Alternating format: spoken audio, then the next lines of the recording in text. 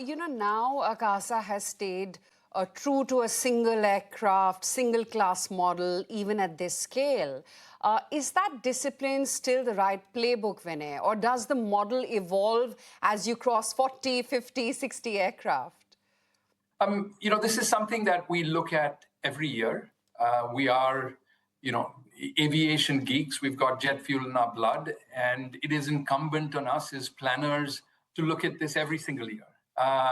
And we've looked at it recently. For the moment, that's still the decision. So we've got 40 aircraft today, but we've got 186 more aircraft on order. As we turn the decade, we expect to be one of the top 30 airlines in the world.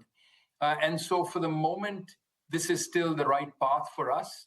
But we're always open to re-looking at our strategy. And, if at some point in the future we feel that a change is required, we will not hesitate to make it. But for the moment, we are still sort of hyper-focused on the customer experience. But with 186 aircraft still to be delivered by 2032 out of your 226 jet Boeing order book, how are you navigating the global supply chain disruptions that have hit every day, or rather every airline, I should say?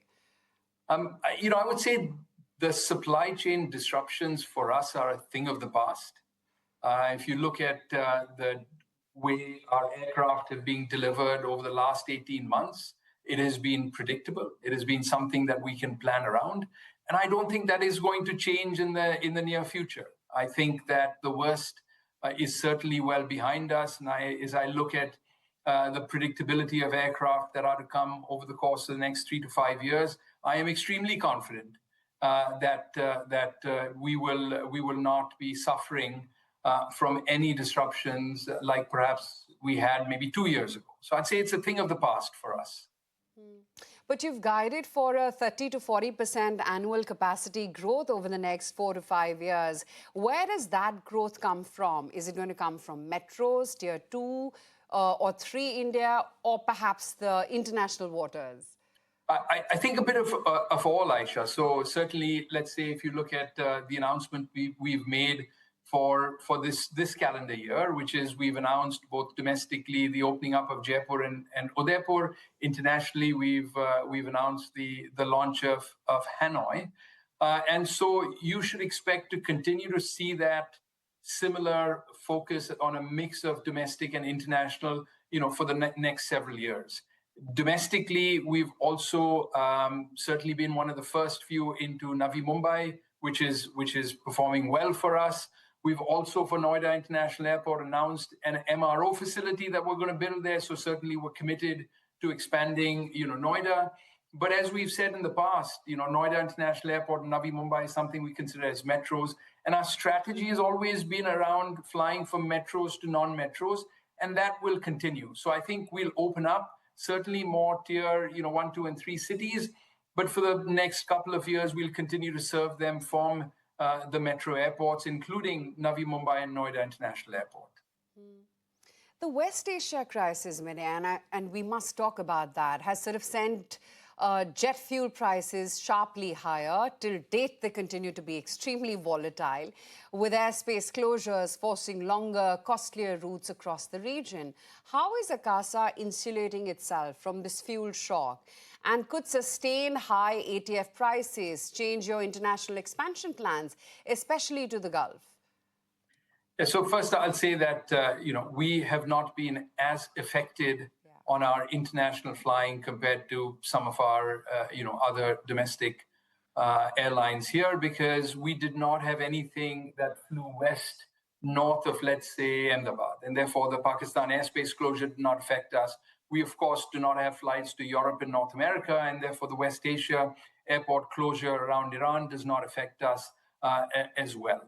Certainly, the price of jet fuel does. And for that, it's a very, very simple mantra that we've had, and we've had for, not just the, 4 years of Akasa's operations, but this mantra has been developed, over the course of decades in global aviation, which is, A, you need to have a highly competitive cost structure. B, you need to be extremely service-oriented and be able to win the hearts and minds of customers every single day through the experience you create from them.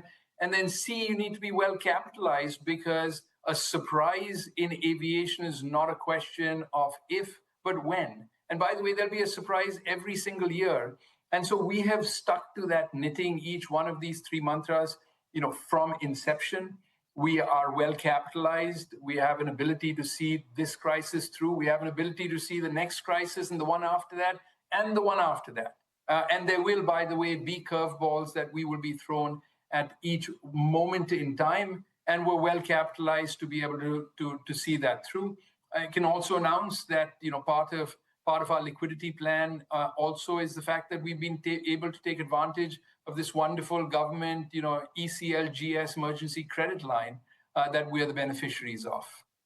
So what's the problem on the table right now, if I can ask? The problem on the table is to stay focused on our cost structure. It is to stay focused and the cost structure for things that you can control, right? I mean, we don't control the price of fuel. We don't control FX. And so, let us work through those shocks through liquidity planning, through capital planning. But let's stay focused on the elements of cost that you can control. But more importantly, let us stay focused on the consumer, right? At the end of the day, it is them that put food on our table. FY25 saw strong revenue growth alongside continued losses as well for you, Vinay. At what scale or timeline do you see Akasa turning profitable, especially with fuel and finance costs both in focus? So, Aisha, we have not provided any guidance on this, so I can't can't say whether it's 1 month or 1 year or 2 years. But I can tell you that we have been progressing around across our financial planning from the time we launched Akasa in a manner that is not just at our expectations, but better than our expectations. And so we're very comfortable with the way our financial journey is progressing, and we will get there soon enough. We need just a little bit more scale. Okay. From an investor's lens, though, Vinay, with the Jhunjhunwala family office as anchor backers, how are you thinking about capital needs for the next phase? And is a public listing somewhere on the horizon? Yeah, so I'd say from a capital perspective, we made this commitment that we will always be well capitalized. As I said just a couple of minutes ago, in aviation, you will be surprised, and you will be surprised often. And to be well capitalized is one of the key mantras to be able to get through this, because what we're creating, given this amazing future that Indian aviation has, what we're creating is this multi tens of billions of dollars worth of potential here at Akasa. And so to be well capitalized is important for us to realize that future. We're blessed with amazing investors, certainly the Jhunjhunwala family, but we've been able to pick up some amazing investors along the way with Premji Invest and 361 and Clay Pond to go with the Jhunjhunwala family. We're super thrilled. A listing absolutely is in our future. I would say in the next 2 to 4 years, we would expect to list Akasa.